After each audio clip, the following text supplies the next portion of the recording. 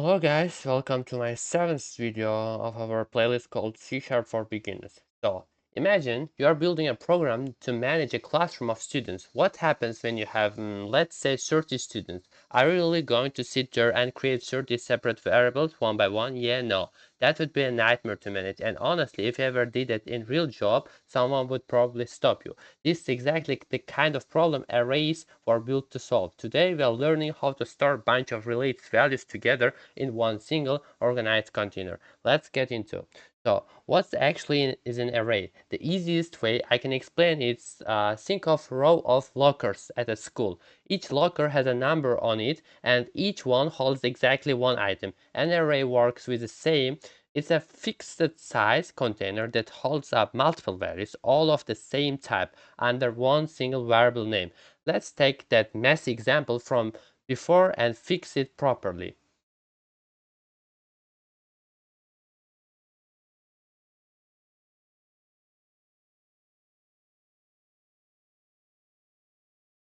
Students, new, string, 5.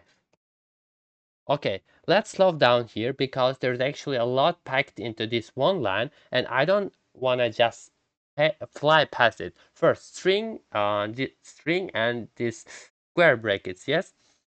See those square brackets right after string. That's the important part. It's telling C#, hey, this is not just going to hold one string. This is going to hold a whole collection of strings. Then students, that's just our variable name, nothing new there. Same as every variable we've made so far. And then the right side, new string and inside the round break is 5. This is where we actually create the array in memory. The new keyword basically means go make room for something new. And string 5 means especially make room for exactly 5 strings. Now here's something kind of interesting right now. This array technically is not empty. Like, how do I put this each of these 5 slots already has a default value sitting in it. For strings, that default is null, which basically just means nothing meaningful here yet. If you tried printing one of these slots right now, you'd be nothing useful back. So, for example, console, that's right. Oh,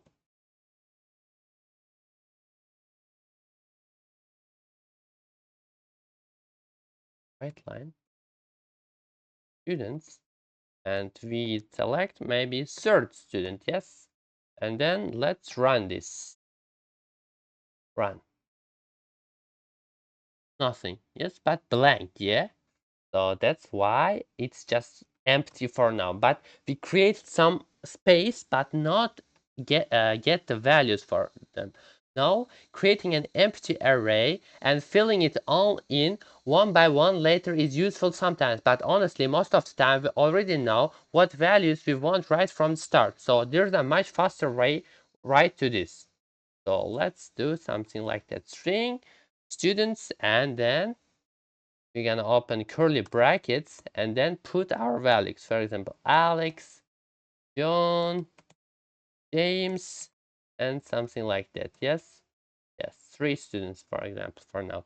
See how much cleaner that is. This is called array initializer syntax. We skip the whole new string 5 part entirely. C# is smart enough to look at what's inside those curly braces, count how many items there are, and figure out size on its own. Way less typing, and honestly, this is what you'll see most of in real code. Okay, so now we have our array of students, but how do you actually get to one specific item inside? This is where indexing comes in. Pair warning, this trips up almost every beginner at first, so please pay close attention here. Here, look at here. Console dot write line and students zeros and console dot write line students and students second. Yes, there and students to student or Michael. Oh my, yes, Michael. Maybe. Console dot write line students one. Yes. Okay. Then we're gonna run it.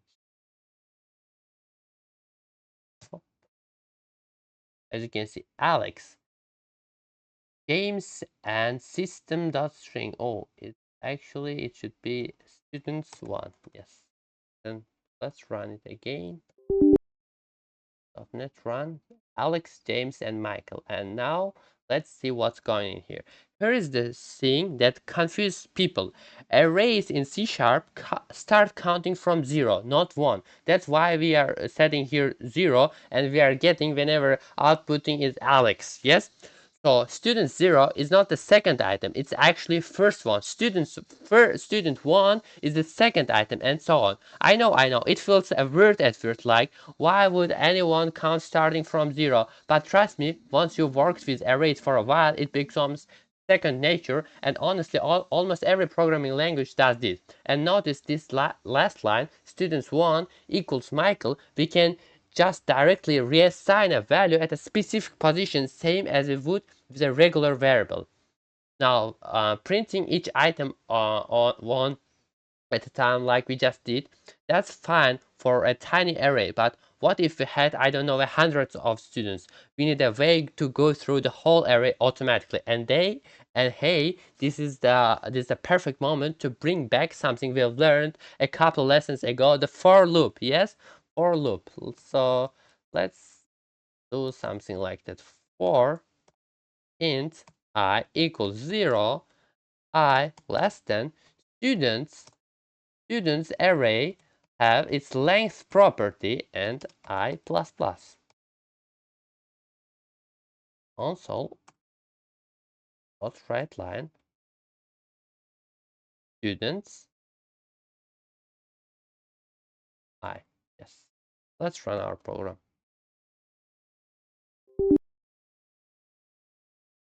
Alex, John, James. Yes. Good. Let's break this down.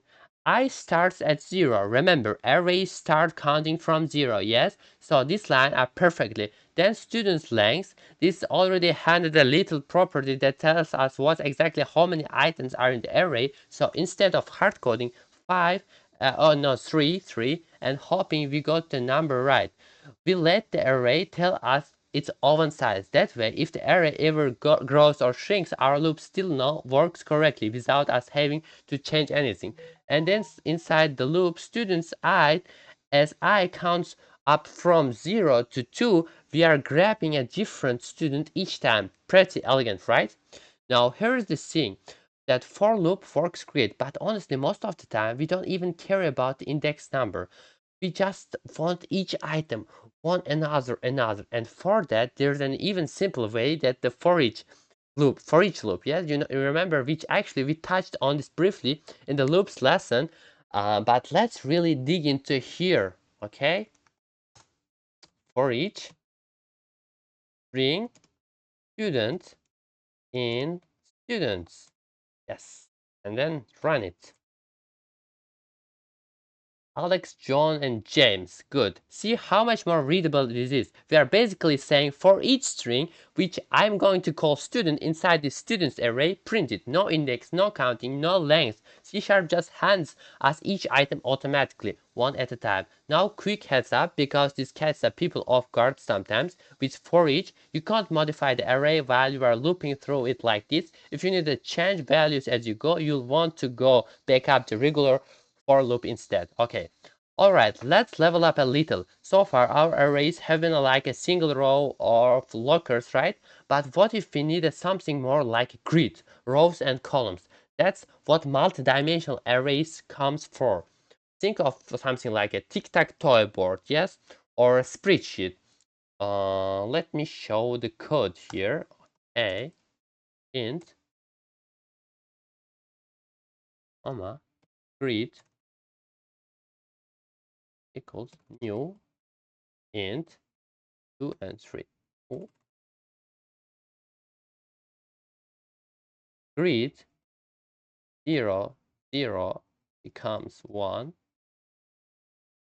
Grid 0, 1 becomes 2. Grid 1, 2 becomes maybe 9. Yes. And then console dot write line grid 0, 0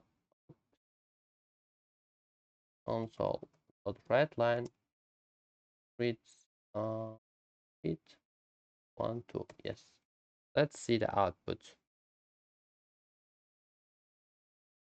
1 and 9. Yes, that's working perfectly. Let me explain the code now. So here, okay, so int and square break and comma. With that comma inside the brackets, that's how C# knows we want a 2D array. And new int 2 and 3 means 2 rows and 3 columns. To access or set a specific spot, we know need to 2 numbers instead of 1, like here. Yes, row 0 and like here is row 0 and column 0, and grid row 1 and column 2 is row 1 and column 2, the last cell in the second row. I won't lie, multidimensional array are not something you'll use every single day as a beginner, but it's good to at least recognize this syntax when you come across it, okay? Now, here's the related but slightly different concept, jagged arrays, and honestly, the name kind of gives away. Unlike our grid from before, where every row had the same number of columns, a jagged array lets each row be a completely different length. Let me show you code. Int, oops, jagged, new, int, 3, jagged, 0, new int, maybe like that, and jagged, 1, like that, jagged, oh, that, 3, 4, 5, and maybe 6. Then jagged 2 equals new int and maybe single 7. Yes. See, this is basically an array of arrays. Jagged array 0 only has 2 items, 1 and 2, right? And jagged array 1 has 4 and jagged array 2 has just 1. Each row can be whatever size it needs to be. That's the whole point, and that's why they called it jagged, like jagged edge and is not straight. To grab a specific value, we use two sets of brackets. First which row, then which item inside that row. So jagged array 1 2 means go to row 1, then grab item 2 from the row which gives us 5. Yes. So, okay, last thing for this lesson, and honestly, this is a newer, kind of nicer feature of C# that a lot of beginners don't even know exists. It's called the range and indices, and it gives us some really clean shortcuts for grabbing parts of an array. So let me show the code. String uh, fruits equal maybe some kind of fruits, yes, and console apple, banana, cherry, date, elderberry, and console dot readline. It is string. We need fruits, and then this sign 1. Console dot readline fruits. This sign. Wait, where? Yes. String. String. First two. String first two. Equal fruits.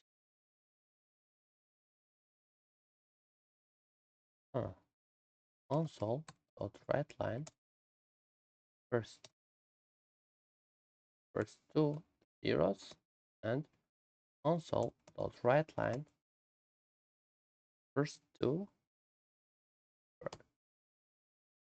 first first first string. Oops, take a space. Last two. Yes, reads, and then you're gonna write two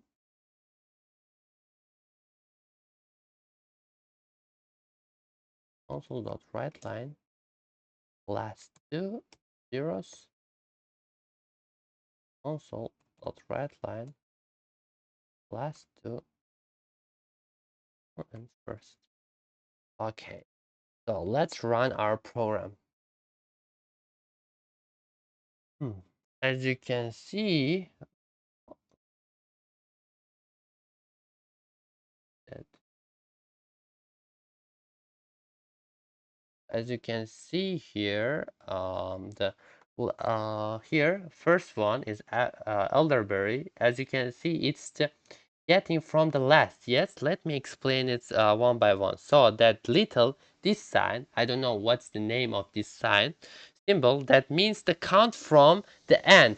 That means this sign and 1 is the last item, and that sign and 2 is the second to last, and so on. Kind of nice, yes? Because before this existed, you'd have to do occurred math like fruits length dot minus 1 to just get the last item. This is just cleaner.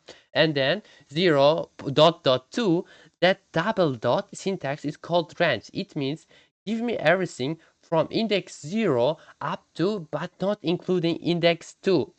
So we get items at position 0 and 1, which is apple and banana. Don't worry if it feels like just a lot of right now, but you don't need to memorize every possible combination today. Just know that they exist, and when you need it later, you'll remember it's an option.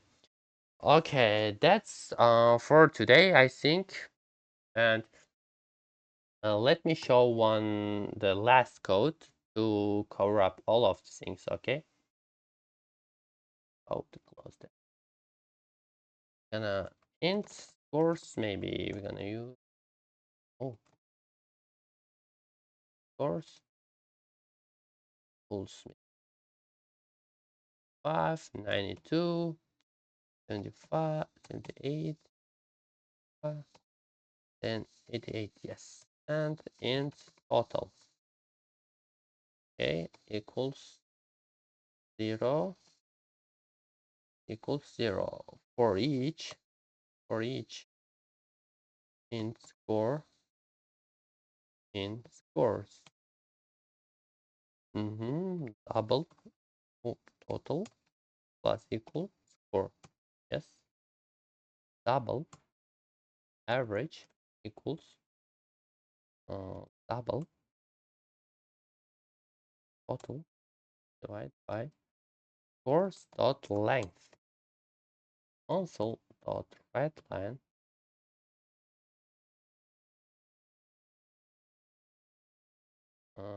here.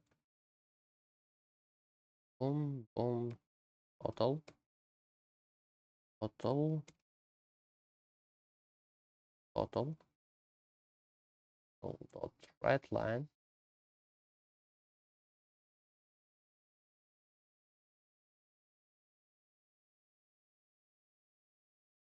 average console dot write line highest possible score for last student. Okay, we're gonna use something new learned today. One. Okay, good. So let's run the code. Yes. So total is 438 and average is 87.6, and highest possible score for the last student is 88. Yes. Let's put a bunch of what we've learned today, yeah? And this is the example. We've got an array of test scores. We loop through with for each and add up everything. Then, hey, remember this from a couple lessons back. We cast our total to double before dividing, so we actually get a decimal average instead of round down the whole number. And at the end, we grab the last score using that symbol and one shortcut we just learned. All right, your turn. I'm gonna give some mini challenge for you to experiment at home, and I actually recommend to write the code. Okay, and let me think. Okay, create Oops. Mhm. Create an array of 5 of your favorite movies, then using a loop either for or for each you choose, your choose, print each one out with its position number, like movie 1 and name, movie 2 and its name, and so on. Give it a shot before moving to next video. Okay, so today we've covered a lot: creating arrays, accessing and modifying elements, looping through them with both for and for each, multidimensional and jagged arrays, and finishing up with ranged and indices. Arrays are honestly something you'll use constantly in basically every program you write from here and out, so it's worth really getting comfortable with everything we've covered today. Next time we are moving on to something called collections, specifically list, which is kind of like an array but way more flexible.